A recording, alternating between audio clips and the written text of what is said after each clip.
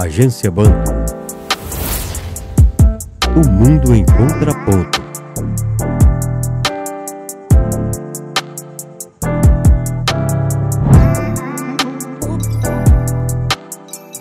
Salve, salve, gente de luta. Estamos aqui de volta aqui no nosso projeto da revista Agência Banto. Desta feita com o nosso militante, músico, produtor musical e outras qualidades e qualificações que o nosso querido Roberto Ivan tem e que está contribuindo também no na nossa primeira edição da revista Agência Banto, com um texto magnífico, né, Ivan? A respeito da música, né? E aí eu queria que você se apresentasse, já agradecendo a sua presença aqui, como sempre, não é a primeira. Então, o Ivan, dentro do contexto da Agência Banto, é um assíduo, é um criador do projeto Agência Banto, né? E hoje a gente tem a honra de estar com ele aqui no nosso projeto Entrevistas da revista Agência Banto. Fica à vontade, Ivan. Prazer é todo meu, honra, prazer em somar de alguma maneira. Eu sempre falei, né, que as suas ideias, os seus anseios se afinam desde sempre com os meus, e a gente tem uma relação de irmandade que perdura por décadas e para sempre, né? Enquanto a gente estiver por aqui, até depois do sempre, assim, né? E é um prazer. É recíproco, né, meu? Ivan, eu apresentei, Ivan é músico, né? A gente não vai trabalhar com pauta, a gente não vai trabalhar com nada aqui previamente organizado, né?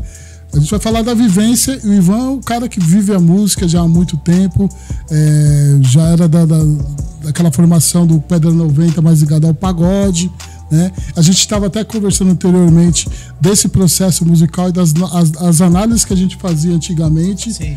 E as que a gente faz hoje. Amadurece, né? Qual é essa diferença da nossa análise lá atrás e hoje? O que mudou? Por que mudou? Sim, eu comecei... O meu pai era músico e ele me apresentou as coisas mais tradicionais, que tem um baita valor, né? Incontestável o valor dessas coisas que ele me apresentou. O choro, né? O Pixinguinha. E no samba o Roberto Ribeiro, né? Meu pai era muito fã do Roberto Ribeiro. Clara Nunes, minha mãe até se chamava Clara também. É uma fã incondicional, tinha tudo deles, principalmente o Clara Nunes e Roberto Ribeiro. Então isso me foi apresentado. Mas na adolescência, a música me chegou através da banda do colégio, que nem música eu não tinha muita... Era o que? Uma fanfarra? Uma fanfarra, né? Tem uma certa diferença entre fanfarra e banda marcial. Uhum. Lá era uma banda marcial.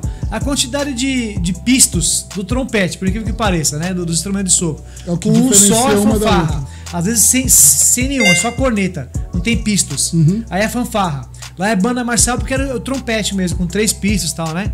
O trompete e os outros instrumentos também, o trombone, com pisto. Uhum. E a fanfarra não tem, às vezes é lisa, é corneta mesmo, que é só no lábio, né? E aí o repertório é mais simples, óbvio, né? E a banda marcial consegue tocar umas outras coisas, trilhas de filme, porque tem mais recursos nos instrumentos. Uhum. E o estudo é mais difícil, óbvio.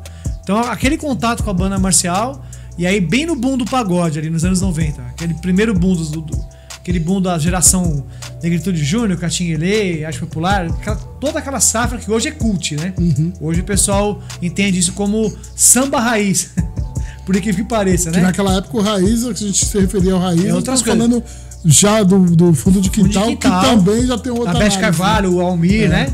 Esse pessoal, o Jorge Aragão, isso é o raiz, né? Uhum. Aí, isso aí agora já, então, tem muita gente que nem conhece, já nem, né? Infelizmente, né? O pessoal mais jovem não conhece. Para no 90 ali, né? No mais conhecido, no Volta Samba, para eles isso é o raiz, né? E eu comecei aí com esse viés. Eu tinha esse conhecimento que meu pai me apresentou por ser músico, por eu gostar desse tipo de música boa, assim, né? Música boa e ruim é até meio não é fazendo juízo de valor, mas é incontestável o valor desses cantores, né? De Clara Nunes, Roberto Ribeiro e o choro, né? É um dos cuidados que hoje a gente tem, né? Exatamente. Que antigamente a gente afirmava boa e ruim. Isso aqui é ruim, isso aqui é bom. Né? Não pode ser tecnocrata, né? Tem vários olhares, vários vieses a se considerar, para não ser injusto, para não ser elitista, preconceituoso, para não ser elitista. Então tudo que a gente defende, a gente incorre. Aí fica incoerente. A incoerência é um problema grave, né? A hipocrisia, a incoerência.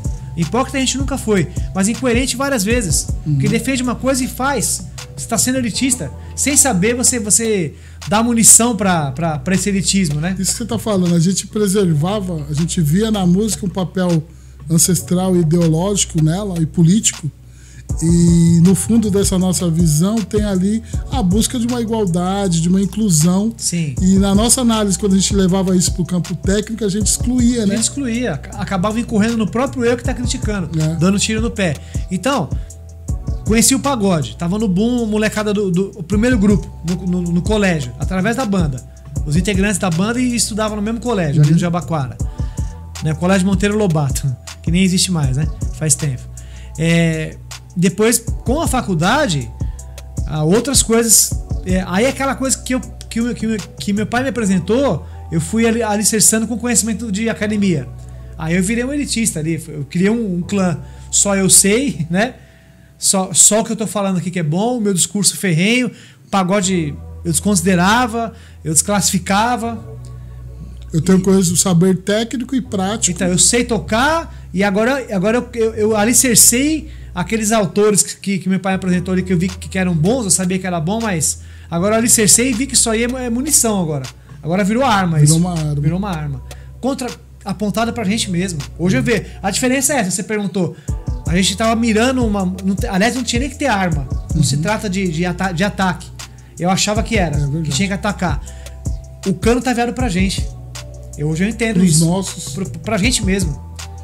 É de uma estupidez, mas é a euforia do jovem, né? O jovem é emocionado, né? Ele se empolga, ele se exacerba, né? Tá falando isso aí, quantos anos você tinha? Era o quê? Uns 20? Eu comecei com 17, né? Esse período aí, né? 94 ali, né? Então você é deslumbrado, você tem o conhecimento, você fica ansioso, aí você acaba, né? Cometendo algumas...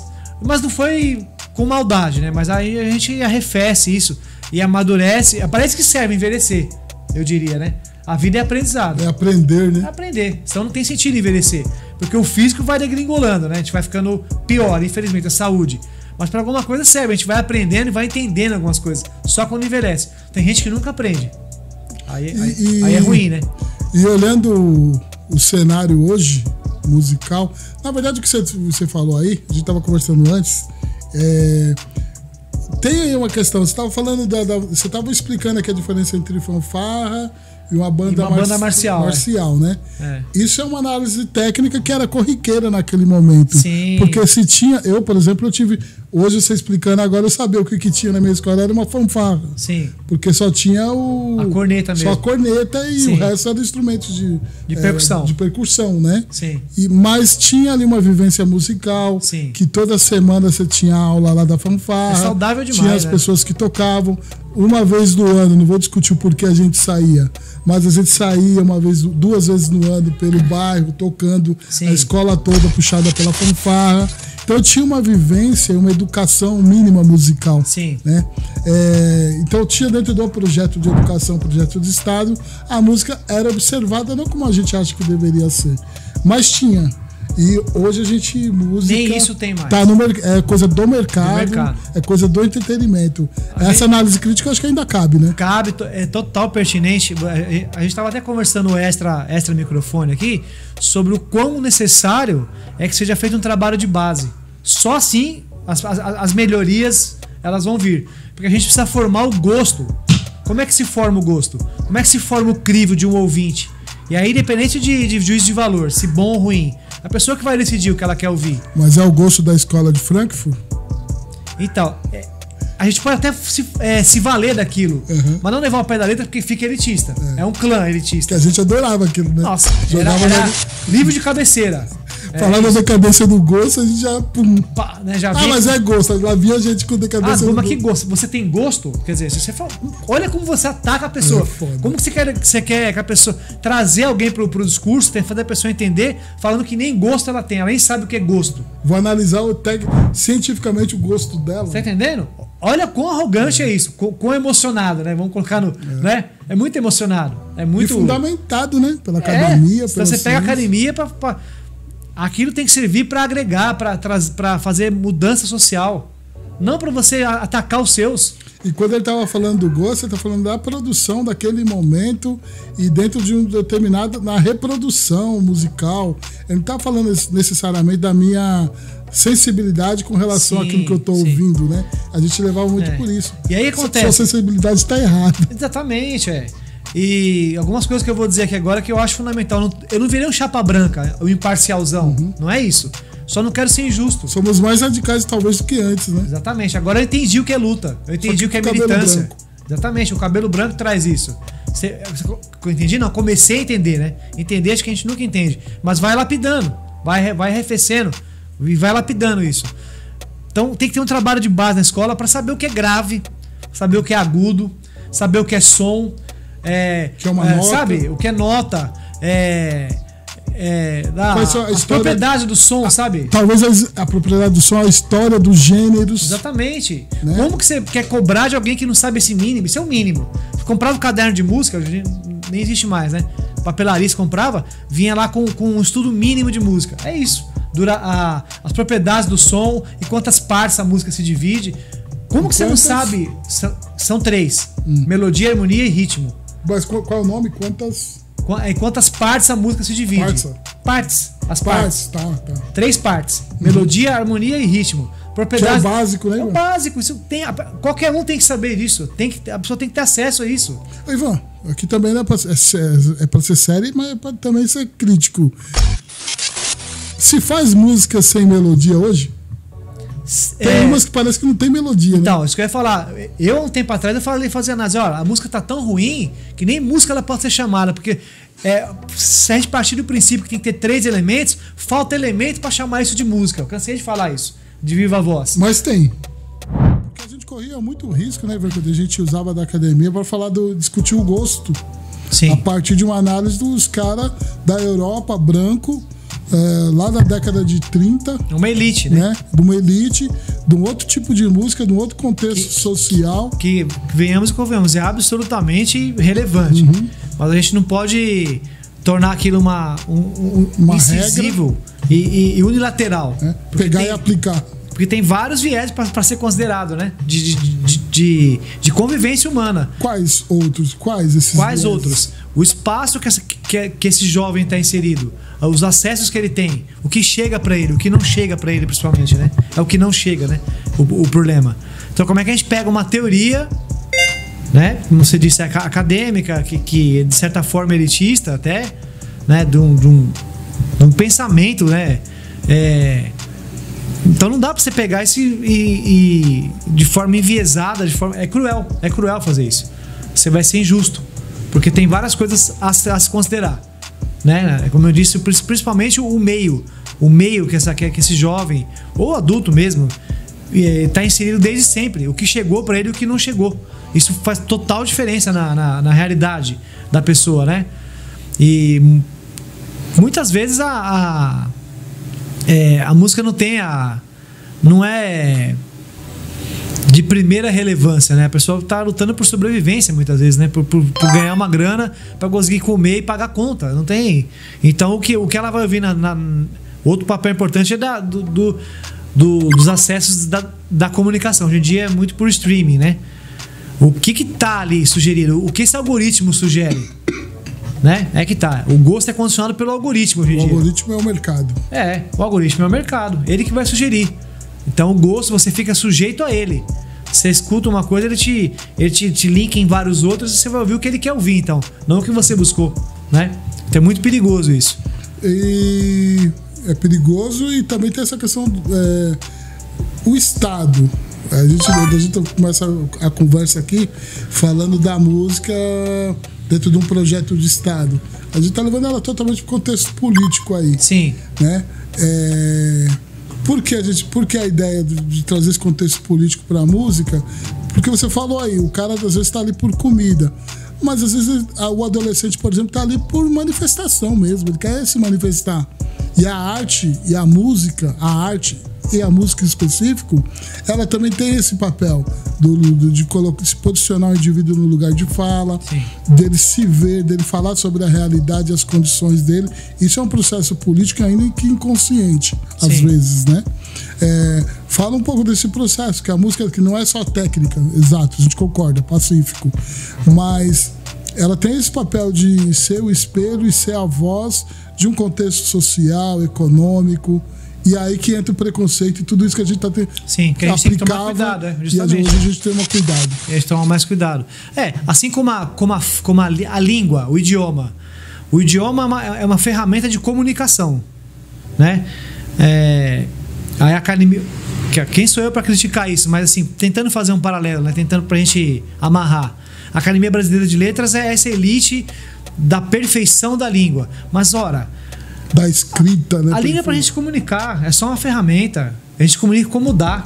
É pra isso que ela serve. Você vai criar um clã pra você se diferenciar. Então eu toco música instrumental... Eu passei a mensagem, você recebeu... Né? Não, e aquela coisa de me tornar diferente. Eu tô num lugar aqui de superioridade, né? Eu sei tudo sobre isso. E aí todos deveriam... Se todos tivessem acesso para saber, você poderia cobrar isso. Com a música vai ser a mesma coisa. O processo é o mesmo.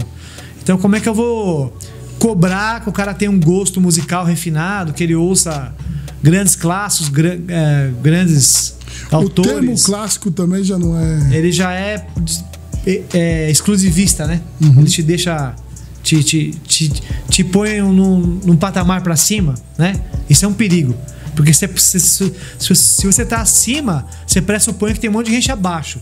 Então é no mínimo arrogante, né? O termo MPB, quando coloca MPB também no... esse termo ele foi criado ali no... Só provocando, Ivan, aqui. Sim, com aqueles festivais, que é fantástico essa geração. A gente não pode... Tô falando de qualidade. Mas é uma coisa da música. O grande problema que eu vejo do termo música popular brasileira, ela não abarca toda a música popular brasileira, ela abarca uma célula da música popular brasileira, né? E que não é nem aquele gênero daquelas... É um grupo específico de artistas. Pra você ver o nível de... Exatamente. O nível de radicalismo foi tão grande nessa época. A mesma coisa que a gente tá falando aqui, que a gente também fez isso. Uhum. E fizeram passeata contra a guitarra elétrica. Passeata contra a guitarra? Sério? Os Novos Baianos Sim, a própria Elis. Resposta... Depois eles falam, puxa, o Gil tava na passeata. Uhum. Tá entendendo? E aí o Caetano usou numa música no fechou. Nossa, ele tá com estrangeirismo, tá usando instrumento alienígena na nossa música. Não, é só um instrumento. A mensagem não é essa. Não é o instrumento que você vai usar. Mais pra frente ele cantou Londolondo. Tá entendendo? Eu tenho um grupo de choro. E não é uma crítica a essa galera. Eu curto, eu também gosto. Então, falando do MPB ainda, que eu não acabei não amarrando. Música popular brasileira, o samba não entra, então? O que é mais música popular brasileira do que o samba? A música caipira. A música regional. caipira não entra? Então quer dizer, tem coisa errada aí, né? Uhum. Esse termo, ele, por si só, ele já é um tanto quanto excludente. Você quer criar um nicho ali, né? Mas não é por acaso. Então, é um projeto, né? É um projeto. Não dos artistas. Uhum. É pensado pela indústria fonográfica da época, que por décadas ela dominou, né, a cena da música. Ela colocava ou não colocava, né? Hoje a gente está sujeito aos streamings, que também são financiados, e não pouco financiados. Tem uma galera aí, de novo, não vou falar o gênero, mas é bem óbvio, que investe R$500 mil, R$1 milhão numa faixa por mês. Sabe que é injetar 1 milhão num streaming? Como que você compete com isso? 1 milhão. O cara ganha, o show do cara é 800 mil, 1 milhão. Ele pega um showzinho e investe na faixa dele. Como que você compete com isso? Não tem como, velho. É injusto. Você é um músico. E o músico? Você tá falando de artista? Sim. Não necessariamente. Tem um cara que acompanha, né? Não necessariamente a gente tá falando do músico. Não. Né? Tá falando do cara que é o famosão. O músico, artista. O músico é aquela coisa. O salário é um pouco melhor. Eu não vou ficar citando nomes, né? Mas teve um aí desses mega famosos, que hoje já não tá nem tão famoso mais, né? Que o cachezão dele era 1 milhão por show. Então o cara fazia 30 shows por mês. Então a galera que vai acompanhar, ela fica de... 30 conto. Entendeu? 30 milhões no mês. Pro artista. 30 milhões. Você sabe o que é isso, velho? Ganhar 30 milhões por mês? Os músicos levavam pelo menos 10 milhões. Você sabe quanto é que era o cachê do música? 3 mil pro show. É um cachê bom? Mas bom. Mas o cara tá ganhando 1 milhão. Você não pode partilhar melhor. Velho. Você não pode pegar um cachê de 1 milhão e ratear por mês pros músicos. Que é o cara que faz o cara que faz a sua arte. Vai sobrar 29. Não tá bom 29 milhões? Entendeu? Olha o egoísmo. Vamos supor por uma música, eu não sou músico, viu? Então a minha análise, ela é, às vezes, até boçal para um cara que é técnico da área. É meu olhar de consumidor de música, né? Vou colocar nessa para as pessoas entenderem. Consumidor de música. Então o cara, para fazer uma determinada música, ele precisa dele, que é a estrelinha do projeto musical ali, mas ele precisa, para fazer aquela música, mais uns 5, 7, 8 profissionais. Sim. E qualificados, bons, cara, né? E bons, né? Para aquilo ter qualidade, né? Para aquilo ter qualidade, para responder minimamente a proposta artística. Vão pagar ingresso, que é um show bom. É isso. Quem faz o show bom é o músico. E aí você ganha 1 milhão pela música, você não pode dar 500 daquele 1 milhão. Entendeu? Acho que o mínimo era pegar que são coautores, 30, na verdade. São coautores, Dos 30 milhões, você ia pegar um cachê só. Você muda a vida desses músicos. Imagina, o cara consegue comprar a casinha. É verdade, não entendeu? Dá um cachê, né? É um cachê, ele tá falando. Não, mas não. Um cachê da minha agenda, dos meus músicos. Isso. E estamos falando de 1 milhão. Você resolveria a vida dos músicos, entendeu? Cara... E aí você tá sendo inclusivo. Você tá partilhando da sorte que você teve. Que é sorte, né? É muita sorte. Não é só trabalho. Entendeu? Não é só trabalho. Aliás, eu diria, né? Desse específico, que talento não tem nenhum, na verdade. Eu não gosto. Aí você tá voltando a usando. Mas aí é a questão do gosto. Da faculdade. Eu também tenho o meu gosto. Eu acho péssimo esse artista. Não vejo nada. Mas, enfim, ele é vendável, tanto que é 1 milhão o cachê, né? Já não mais, né? Isso é uma fase. Então não tem distribuição. É 15 minutos de fama. Ele aproveitou bem, né? E aí justamente os músicos fizeram um levante. Pô, melhora a nossa condição. Mandou a banda inteira embora. Pegou outros músicos pra pagar os 3 mil. E o cara dá graças a Deus, porque ele ganha 200, 300, 500. Pô, 3 mil pro show. Tá cheio de músico bom aí, né? 3 pau pro show o cara vai. Eu também iria. 3 pau pro show. Tá entendendo? Mas se você pensar... mas ele que é o artista. Mas ele é um artista egoísta, capitalista, egocêntrico. Ele não tem falta humanidade fazer isso. Porque como você se sente? Você dorme, você põe a cabeça tranquila no travesseiro, sabendo que você recebeu 30 milhões e você pagou quanto pro músico? Eu sou ruim de cálculo, tá? Sou de humanas. Vamos colocar aí 3 mil vezes 30? 10. Quanto que é 3 vezes 3? 90 mil. Você pagou 90... 30 músicos, né? 30 artistas. Você pagou 90 mil pra esse músico e você recebeu 30 milhões. Você consegue dormir sabendo disso? Sendo que o cara tem talento. A vida do cara é aquilo ali, ele é um operário. E ainda que a gente considere que não são só os músicos, são equipe técnica. Exatamente, a iluminação. O cara leva todo o aporte, né? Você pode ainda assim gastar um cachê nisso aí. Um cachê você resolveria a vida dessas pessoas. Um cachê não, vou colocar. Por isso que eu chutei 10 milhões. Sim. Porque eu tô considerando todo o aparato técnico. 50 pessoas, uma equipe. 50 pessoas, a equipe material, tô pondo aí 10 milhões no mês. Ele ficou com 20. E é muito dinheiro já. E é dinheiro pra cacete. Ele tá milionário. Ele já tá rico. Tá milionário. Com a vida é garantida, dos descendentes todos. E aí o cara tá fazendo sucesso durante 4 anos. Você tá entendendo? É isso, esse cálculo. Esses músicos fizeram esse cálculo. Ele sai trilionário e o músico sai... Continua operário. É injusto, pô. Mas aí muita gente concorda com ele. Não, ele tá certo, o talento é dele, ele que ficou famoso. Os músicos só tem trabalho porque ele é famoso. Entendeu? E o que é o talento na música, Ivan? É uma pergunta meio subjetiva. É muito subjetivo. Depende muito desse repertório que a gente vai adquirir estudando um pouco, entendendo o que é a música, as estruturas lá de melodia, harmonia e ritmo, as propriedades do som, sabendo esse mínimo, sabe? O talento, tem o talento que você constrói e tem o talento nato. Então, dá pra construir um talento. Dá pra construir. Sobretudo... Fabricar. Dá. No sentido pejorativo, você tá falando? Dá. Sempre. No pejorativo, eu diria que na nossa cena é o que mais tem. Porque eu tô falando de mercado, né? De mercado. Do cara ficar reproduzindo a nossa cena toda, ela tá muito pautada por isso. Por espaço comprado, não espaço conquistado por talento. É espaço comprado. E bem pago. E quem seleciona esse talento? Aí, não, isso aqui, ó, vai ser uma talento. indústria. É pensada. Antes era a indústria fonográfica. Hoje é essas plataformas de streaming, né, que dominam o mercado. E esse algoritmo sagaz e cruel aí que faz o behaviorismo, né, o condicionamento do gosto da galera. Então ele que vai sugerindo. E ele sugere o quê? Quem tá pagando.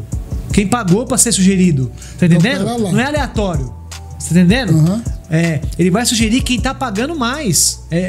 Quem tá fomentando essa. Com muita grana. O negócio aí é muito complexo e muito sério, porque além de produzir o talento,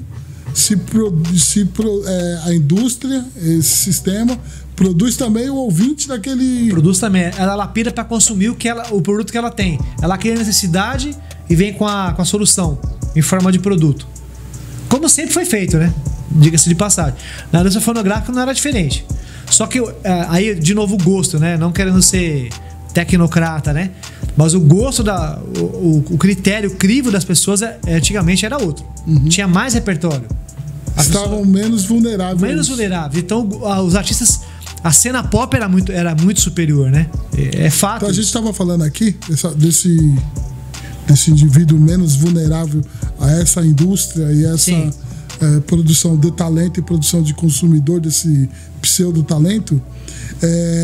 Então, por exemplo, se tivesse uma formação, projeto escolar, não para determinar gênero, sim, mas para se estudar e trabalhar o que o adolescente, a criança trabalhasse música, entendesse todos esses conceitos técnicos, não para ser um músico também, para ser uma pessoa com a mente mais oxigenada. Só saber o que é música de verdade. Exato. Na essência, o mínimo. Sabe o mínimo. Essa cena musical que a gente conhece seria outra, porque a indústria não tá nem empurrar a goela abaixo, falar, isso aqui não, você tá de brincadeira, eu não vou ouvir isso. Você não ouve, você não vai ouvir. Você pode empurrar, mas eu não vou ouvir. Entendeu? Eu vou buscar lá na lupa o que eu quero ouvir. Porque eu tenho um senso crítico muito mais trabalhado, né? O mínimo de domínio técnico eu tenho. Isso. Eu vou dar um exemplo clássico aqui. Tinha um programa do Ari Barroso, o grande Ari Barroso, que por vezes ele foi infeliz ali, mas são outros tempos também. Estou falando da década de 50, 60, 40, 50, 60, 70. As produções musicais. O Nelson Gonçalves, pode ser que uma pessoa ou outra não goste. Não, o cara tem postado, tal. É um dos melhores cantores de todos os tempos, o Nelson Gonçalves. Isso é fato. Depende de gostar ou não do que ele produziu. Em termos de o Nelson Gonçalves, né, eu falei aqui que ou canta ou não canta porque não tinha software e é gravado em acetato. Imagina o prejuízo que dá você ficar refazendo. Ele gravava o disco dele de uma vez. Ele ia lá, só punha a voz e ia embora. Ele gravava em 1 hora. O tempo das faixas era o tempo que ele ficava gravando. Eu não errava nada. Não errava nada da letra. Não dava uma nota fora. Perfeito. E até por isso que o mercado era mais exigente. Exatamente. Né? Então, o Nelson Gonçalves já foi calouro do Ari Barroso, certa vez. Ele era garçom na época. Trabalhava como garçom. Não conseguia viver da música. Ele cantou, o Ari Barroso falou: meu filho, o que você faz da vida? Ele falou: eu sou garçom, eu tento cantar, tô querendo carreira, né? Como cantor, você é um bom garçom, viu? Achou uma porcaria o Nelson Gonçalves, velho. Olha aí o que eu tô dizendo, do nível, entendeu? Porque ele achou que ele tá imitando o Orlando Silva. Já tem o Orlando Silva. Você vai imitar o cara? Não é que ele imita, é referência.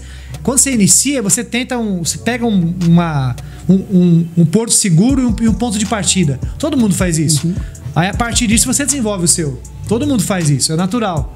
Só que para aquela época, olha o nível, olha o crivo. Um tanto arrogante também, né? De que vai ficar humilhando o cara com uma câmera na cara, né? É que aí também era música para poucos, né? Exatamente. Aí você tá humilhando demais, você tá pondo pro cara parar de cantar, então, né? Você acabou com o cara ali, né? Em rede pública. Bom, a conversa tá boa aqui, mas eu vou dar uma paradinha para soltar uma vinheta e a gente já volta. AbantoCast,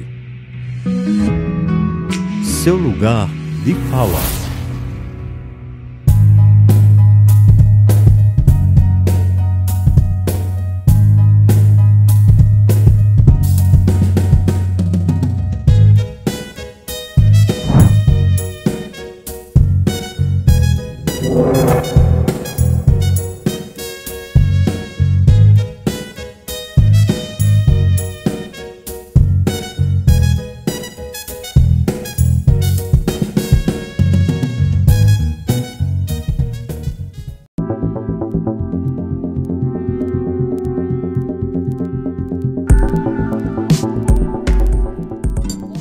O Adoniran Barbosa tem uma ilustração do grande Eliphas Andreato, de um dos álbuns do Adoniran, retrata muito bem a alma desse artista, desse sambista, desse humorista, desse radialista, desse cronista popular, que é o Adoniran. É um palhaço com uma lágrima. Então ele é tragicômico, é uma coisa fantástica. Então ele falou muito dos bairros de São Paulo, das periferias. Ele é um grande contador de histórias. Ele nunca passou pela maioria dos bairros que ele canta, né? A Vila Ré, né? A Vila Esperança. Nunca passou por esses bairros, pela Casa Verde, nunca morou lá, né? Pelo menos. E ele retrata muito bem esse povo de sua época, né? É um baita de um cronista. Toca em feridas, né? Sempre com essa coisa do tragicômico. Ao passo que é jocoso, ao mesmo tempo é profundo, é triste, é intenso. É genial. Genial.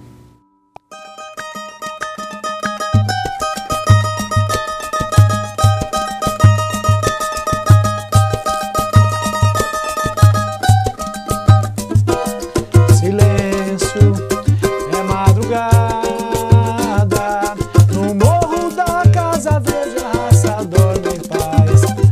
E lá embaixo, meus colegas de maloca.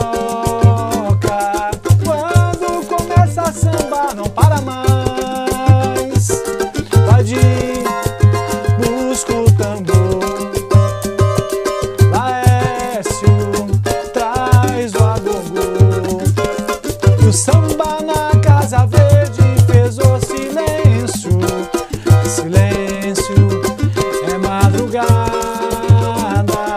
O morro da Casa Verde a raça dorme em paz. E lá embaixo, meus colegas de maloca.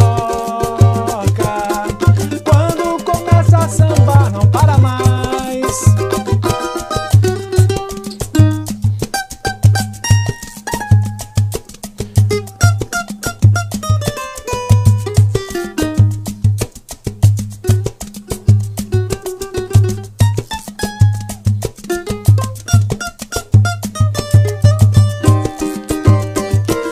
Vai de busca o tambor.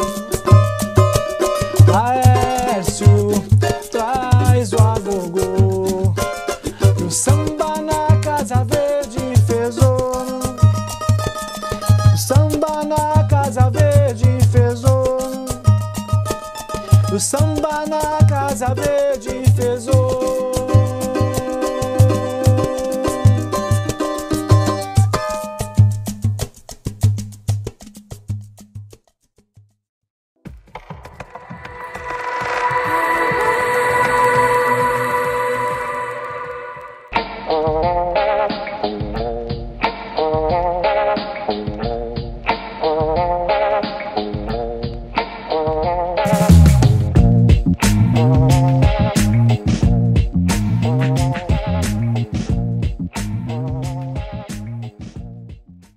Salve, salve, estamos de volta aqui no bate-papo com o Ivan Cavalcante, músico, produtor musical, crítico, militante da cena musical aqui em São Paulo, militante da cena do choro brasileiro, né, do choro, da música brasileira. De fato, a gente estava falando de MPB, né, Ivan, entre outras coisas, e se a gente for classificar MPB dentro do que eles tendem a classificar como gênero, referência, talvez esse gênero fosse o choro, né? Pois é, a primeira música urbana que a gente tem, totalmente brasileira, é o choro. Uhum. Que ele tem ali as influências europeias, daquelas dancinhas de salão, né? O machixe, a polca, né? Mas com total predominância do ritmo, que é a influência africana, né? Que toda a música brasileira, toda a nossa cultura tem essa preponderância. E surgiu um gênero ali, que é o choro, que é improvisado, que tem ginga. Você pega essa música e balança ela, você deixa, sabe? Uhum. Esse balanço é a África ali, né? É o tambor, né? Justamente. E muita gente não se incomoda com esse tipo de afirmação que eu faço, mas ela é verídica. É pautada em estudo. É só você pegar a história. Os principais compositores são todos negros. O pai do choro, Pixinguinha, é negro. E essa música é a verve negra também. Tem a verve negra, né? É inegável isso, né? A contribuição. E hoje... Eu diria... Desculpa interromper. Desculpa, vai lá. Eu só diria que eu afirmo isso, que ela só existe hoje ainda, enquanto um gênero ainda é latente, Porque teve essa preponderância. Ela se tornou brasileira através da africanidade. Porque senão ela seria música de conservatório ou de estudos acadêmicos e pararia por ali. Não se produziria mais choro, né? Não existiria mais. Simplesmente. Uma mera música de estudo. No passado existiu. Não, ela existe até hoje. Tá viva, né? Tá viva. Meio convalescente, né? Porque não tem muito espaço para isso, mas ela existe, pelo menos, né? Aonde está a negritude, tecnicamente falando, a gente só vê corda ali, né? Sim. E o pandeiro. O pandeiro, choro, justamente. Mas existe o jeito de tocar, porque o pandeiro nem é um instrumento africano, né? Mas ele faz uma referência ao batuque. O batuque, justamente, é como você vai tocar aquilo. É o tambor de África. Isso é tambor. Tá todos os elementos dos tambores de África lá, o rum, o rumpi e o rumpilê. São os tambores sagrados das religiões de matriz africana. Os toques, o barravento, o ijexá, o congo de ouro, tá tudo no pandeiro. Nos toques do pandeiro. Como tocar esse pandeiro. Esse jeito brasileiro de tocar é africano. E dá pra perceber no arranjo das cordas também, porque às vezes não tem um pandeiro. Claro, dá pra perceber porque tá em ritmo de samba. Esse choro é o samba, né? Ele tá... É o tamborim, né? De novo é o tambor. É a célula rítmica da africana. Por isso tem dois cavacos. Sim, no meu projeto tem 2 cavacos porque eu solo no cavaco. Mas esse cavaco de base, que é o cavaco centro rítmico, centro harmônico, ele tá em total diálogo com a percussão. O cavaquinho, apesar de ser um instrumento de corda, ele é muito... que seria o mesmo cavaco do samba convencional. O mesmo cavaco do samba. Ele ali presente. Exatamente, né? Ele é muito rítmico também, apesar de ser harmônico, de ser instrumento de corda, ele é rítmico. Você palheta, você tange e vai fazendo ritmos aqui, ó. Isso em diálogo com o pandeiro.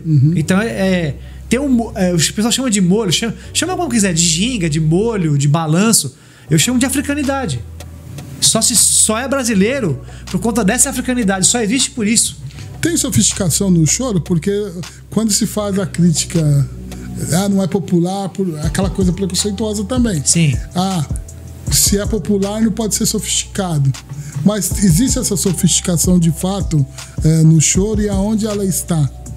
Muitos chamam ele de jazz brasileiro, de tão sofisticado que é. Eu não quis falar isso. Que é um termo... o jazz também é música negra, então tem alguma correlação. Não teria problema também. Não teria problema, mas não é uma outra coisa ainda, né? É uma outra O jazz não é tão ancestral quanto o choro e a música preta, talvez fosse isso. Pode ser que seja também. O jazz é bem antigo também, né? Mas enfim, acho que o choro ainda vem antes aqui no Brasil. Ali no final Quando eu falo isso, Ivan, eu tô querendo dizer assim, não tem uma ligação ancestral por meio disso que a gente tá falando aqui, dessa conexão com os tambores, com a batida. Sim, pode ser que a música negra africana, ela meio que abandona isso em dado momento, ou não? O jazz, abandona o jazz? Jazz. Não, é música negra também. É música negra também. Isso é fato. O blues, o jazz. Eu acho esses elementos que a gente está tentando conectar do batuque. Até você fez referência a alguns instrumentos, sim, né? Sim. Os 3 aí. Eu acho isso no jazz também. Acho no jazz. É a ancestralidade africana, total. Música negra. E qual era o ponto que eu acabei esquecendo? Que a gente estava falando? Você está falando se é sofisticado ou não. É por demais sofisticado. Você demanda muito estudo. Tanto teórico como prático. Tem que, sabe, queimar a mente ali mesmo, treinando aquilo horas e horas, porque senão não sai. Então demanda muito estudo. E se torna algo apurado de tanto estudar. Você treina tanto, você estuda tanto aquilo que fica primoroso. E talvez por isso não seja popular, cara? É popular. Não, eu digo popular no campo mercadológico mesmo. Sim. De se passar em rádio, de se consumir, de você chegar, por exemplo, no pop, então, você quer dizer? É isso, pop. Ele não... Porque ser pop também não é um problema. Não é um problema. Você só vai ser mais mercadológico, justamente, é o que você está falando aí. Vai ter acesso aos meios de comunicação, vai estar mais na berlinda, né? O músico vai sobreviver, o chorão, né? Sim, ele vai poder sobreviver daquilo. Sim, e hoje não é uma realidade. Eu falo isso que eu acompanho o Ivan há muito tempo, né? Ele tem o grupo Chora Cavaquinho, né? Ele já tinha um projeto Seresta Paulista que já começava a entrar para esse universo, né?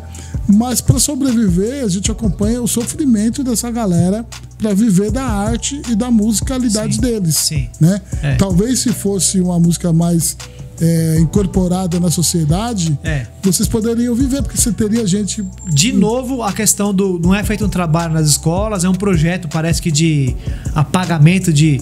Eu vou usar um termo meio pesado, um projeto de emburrecimento mesmo. Você vai sucateando aquele ensino ao ponto de deixar a pessoa com tão pouco estímulo, que eu posso chamar de emburrecimento coletivo, proposital, um projeto. De novo é isso, se você não tem quem vai ouvir, as pessoas não têm interesse, como é que você vai ter mercado para isso? Não tem mercado porque não tem ouvinte. É só um seleto grupo que realmente gosta do choro, que procura roda de choro, tá entendendo? Ficou nichado, ele é um nicho só. É um mero nicho de mercado. E como a gente superaria? Como reverte, isso de novo, tem algumas escolas, a EMESP, né, que é ali perto do centro de São Paulo, na Luz ali, que é a antiga ULM, em sua maioria são jovens. O que se aprende lá é choro. Aprende música brasileira através do choro, o tempo inteiro. Então esse jovem que sai dali, mas ele tem acesso a esse estudo, né? Então ele tá diferente já, né? Quem acessou ali já tá diferente da grande massa. Ele é uma porcentagem mínima. Mas de novo, é o acesso, é um projeto de... É um anteprojeto a tudo que está sendo feito. Um projeto de anteprojeto. Você tá entendendo? É fazer tudo diferente. É trazer o acesso para as pessoas. Porque aí vai despertar o interesse do jovem. Não tem como. Quando você toma contato, aquilo te pega. Eu tiro por mim mesmo, né? Você passa por muitas rodas de choro. Você até tinha um projeto. E aí, fala um pouquinho do seu projeto lá que você tem semanalmente. Sim. Já há quanto tempo? O conjunto Choro a Cavaquinho, então é um conjunto de choro, né? Mantém ali os moldes tradicionais, né? De trazer esse repertório ali, né? Dos grandes clássicos, dos grandes mestres, dos grandes compositores. A gente tenta compor também inspirado por eles, tentando seguir, né? Que é importante também, senão fica só reproduzindo, não tem muito sentido. E por 3 anos, assim, ininterruptos, a gente fez lives, né? Antes da pandemia, isso aí. Durante a pandemia. Na pandemia a gente parou, na verdade, foi ao contrário, né? Porque teve que parar porque não podia ter contato.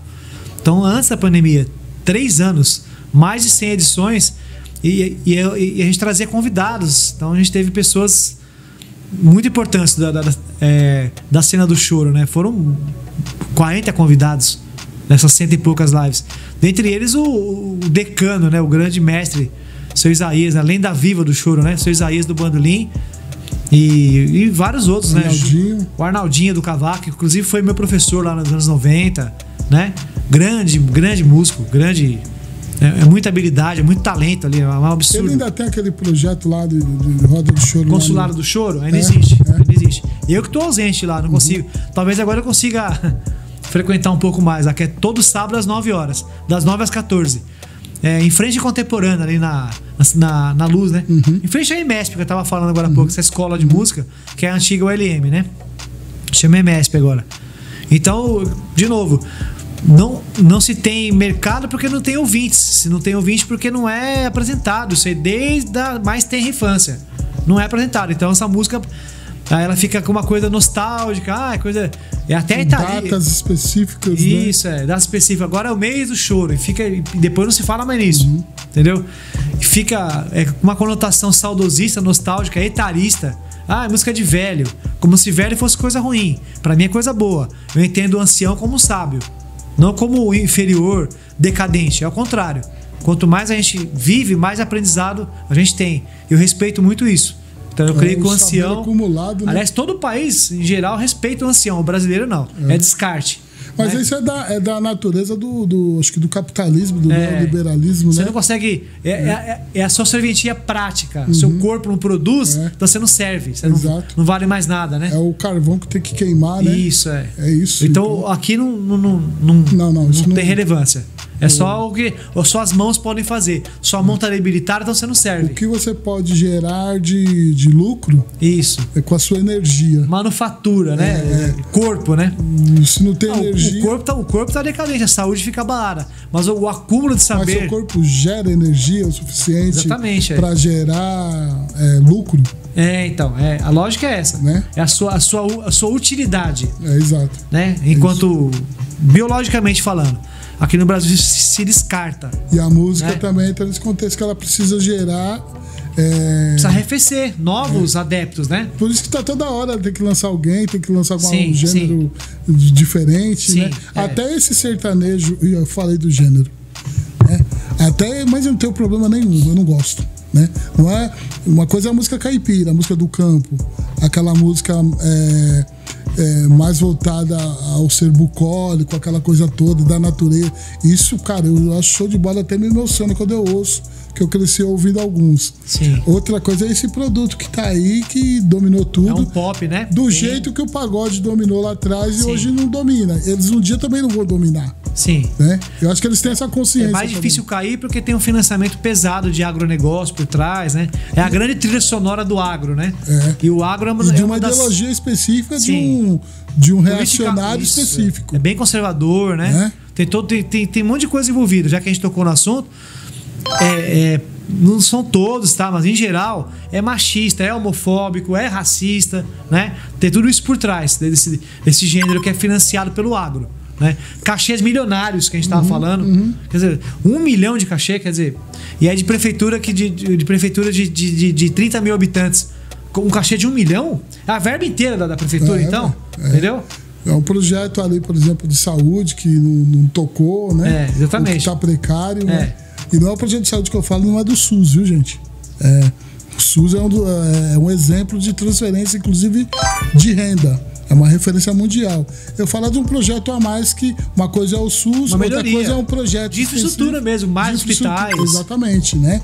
De acesso de uma ambulância ou 50 ambulâncias, enfim. Mas quanto 1 milhão não impactaria na saúde de uma prefeitura pequena, não né? era para ser político, não era pra gente falar disso, mas não tem como, né? Incorre, não tem jeito. Não tem como. Porque você vê até a estética dessa galera, é uma estética machista, né? A mulherada consome, mas se você for olhar bem o que tá falando ali e o que tá nesse produto, tá uma no coisa contexto do que o macho aprova. Tá no meu olhar de, isso aí é legal. Né? Sabe?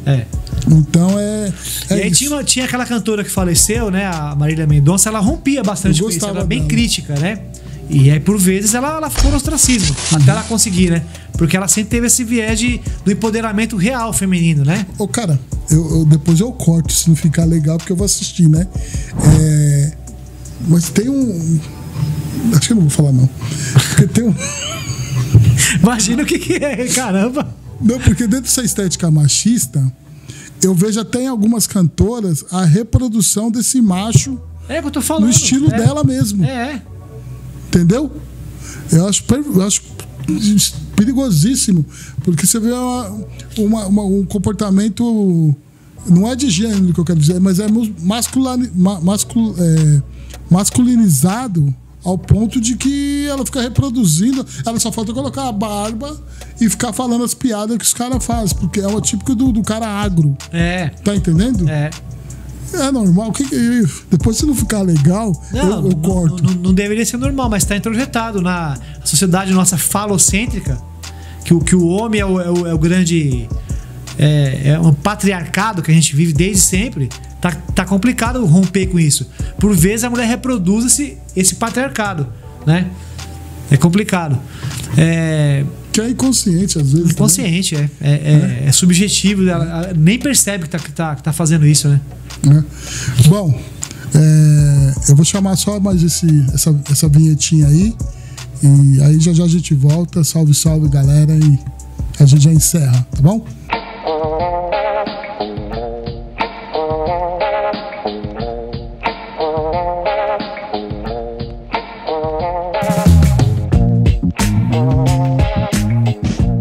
Sabe que uma criança negra que nasce hoje, ela tem muito menos possibilidade de chegar à universidade do que uma criança branca, né?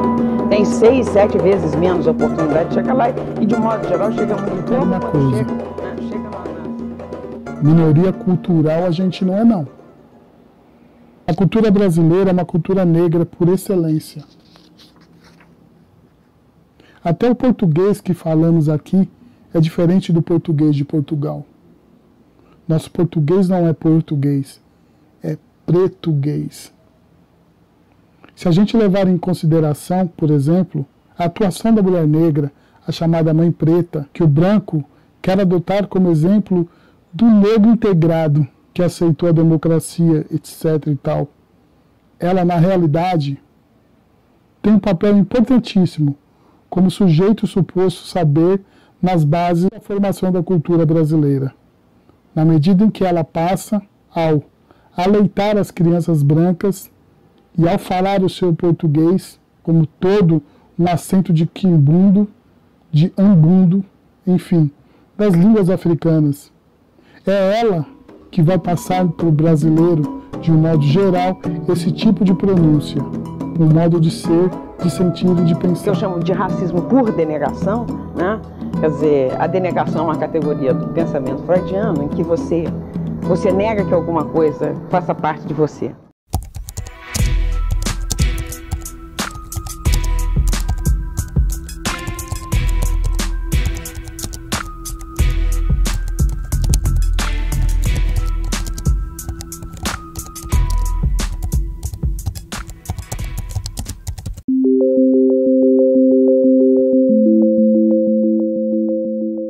Salve, salve, estamos de volta aqui com o Roberto Ivan aqui para fechar o nosso bate-papo, né? A gente falou um pouco de música, do que está relacionado por trás da música, que a música não é só o tocar, não é só a técnica, a música ela está envolvida no ambiente social, no contexto político, no contexto sociológico, né? Para encerrar, Ivan, dá para estudar, por exemplo, o Brasil pela música? Sem sombra de dúvida. A música conta a história do Brasil. Todas essas nuances de elitismo, de crueldade, de racismo, a gente consegue fazer um paralelo através da música que é produzida, sem sombra de dúvida. Essa música que a gente está falando que talvez não tenha, que não tem conteúdo, essa música que está mais superficial, ela reflete o momento atual da sociedade, é o termômetro. É um termômetro, desde sempre foi assim, é um termômetro. É o tanto de acesso que as pessoas têm. Eu estou falando que não tem esse ensino de música, então a pessoa não tem esse senso crítico, não tem esse gosto apurado, então ela consome sem nenhuma crítica tudo que vier. É reflexo do nosso modus operandi, como está a nossa sociedade nesse momento. Ela está enferma, de certa forma, ela está abduzida, conduzida de uma forma bem e ainda vulnerável, absorvida por redes sociais, sabe? Então pode-se dizer, se o sistema e o poder do mainstream e econômico entender que um barulho, um ruído é música, as pessoas vão consumir o barulho. Vão consumir o barulho. Como se fosse música. Se vender aquilo e falar, esse ruído aqui agora beleza, é o do momento. Vou consumir o do momento. Porque eu também sou do momento, né? Eu também quero ser do momento. Tá entendendo? Falta muito senso crítico. E aí a culpa não é dessa, não é, pelo menos não totalmente, dessa vítima. Eu entendo como vítima. Vítima de um projeto de Estado. É um projeto de Estado. É um projeto de precarização da educação. Paulo Freire falou de viva voz várias vezes isso. Que é um projeto é uma deseducação, sabe? E justamente para ficar vulnerável e consumir mais, sem questionar. É o que eu quero empurrar. Para mim é mais fácil o mais rápido. Porque eu descarto, coloco outro, sabe? Essa roda viva, cruel. É nesse sentido. E você, como músico, o que você desejaria? Qual o cenário que você dia imagina e sonha? Se eu for ficar falando, vai aparecer o reclamão, o cara do mimimi, né? Você tá achado disso, né? Não fez escolhas corretas. Você não se recicla. você não quer fazer eu faço a música de mercado, faço freelancers com coisas que não é a minha predileção, não é o que eu gosto ali intimamente. Vou lá e faço bem feito, com respeito, que eu me propus a fazer, então eu vou lá e faço. Eu me vejo forçado a fazer. Se eu quiser fazer um soldo com isso, eu tenho que tocar o que tiver pra tocar, não o que eu quiser. Eu não posso optar. Porque se eu optar, eu morro de fome, eu não trabalho. O choro a cavaquinho Eu tenho tudo em pastas, organizadinho lá, né? Que é o meu conjunto de choro. Teve anos de fazer 2 shows no ano. 2 shows no ano. Como é que sobrevive com isso? Entendeu? Então a gente fez agora 2 shows. Agora sabe-se lá quando vai ter outro show, né? As oportunidades, elas são muito escassas, né? Pra música instrumental. Então a gente vive... Aí eu tenho que me reinventar e tocar coisas que eu né, umas coisas... Um pop de agora, que eu não ouço isso, não gostaria de ouvir isso. Ouço pra tirar e aprender, ir lá e fazer o trabalho com respeito, né? Tô sendo pago, ainda que mal pago, mas tô sendo. Mas eu me propus, eu tenho que fazer, né? Eu sou profissional. Mas é isso, eu tô sujeito ao que tá imposto. Eu não posso optar, não. É isso. Eu me vejo nessa situação. Depois de tantos anos, de tanto estudo, de tanta pesquisa, se eu quiser algum dinheiro com isso, eu tenho que me expor e me sujeitar. Isso. Se quiser, né? Bom, é isso. Um bate-papo importante pra gente tirar a música do contexto do entretenimento, né? A ideia é essa. E discutir a música como, de novo, como um projeto social, um projeto político, um projeto de Estado, né? Porque também diz respeito a isso. E agradecer aqui, Ivan, valeu. Quem agradece sou eu a oportunidade. Estamos sempre juntos. E aí o espaço está sempre aberto, a gente vai se ver em tantos outros... a vida inteira. A vida inteira, enfrentamentos aí. Sim. Tá bom? Salve, salve. É isso, ficou aí a provocação. E tamo junto.